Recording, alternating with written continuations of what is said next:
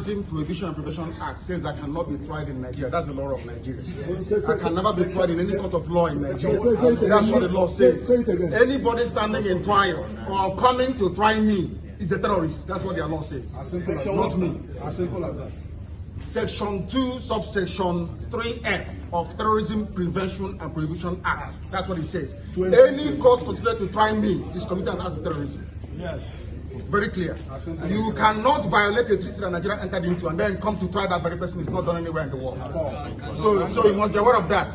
So that is why there is all these ridiculous delays. That is what Supreme Court said. I did not jump bail. My home was invaded. They came to kill me and I survived.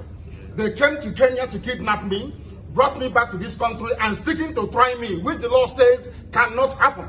You cannot violate a treaty that Nigeria entered into and then hope to stand on that illegality to conduct a trial. Is not done anywhere in the world. And it will happen in my case. Nobody has, there's no exception. No exception whatsoever. That's what the law says. Section 12 of the Constitution, what does it say? Any treaty ratified by Nigeria becomes law. It's law. You cannot change it. It doesn't matter what they do. All these shenanigans is just pure rubbish. You never stand. Not with me. I believe in justice and fairness, that's all. Nigeria is trying to survive, not to condition.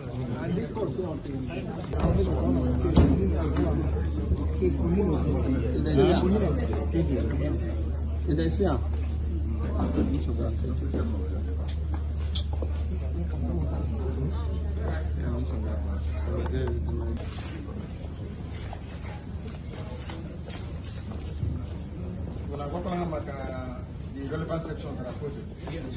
But I cannot be tried in Nigeria. Are you aware of it? Say it again.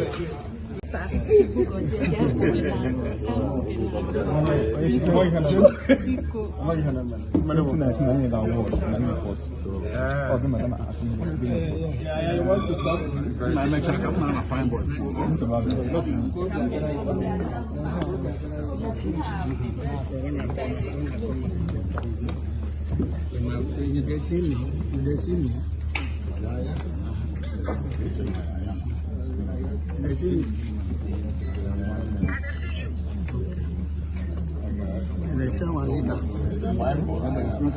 They say one leader. Yeah, sure. They say.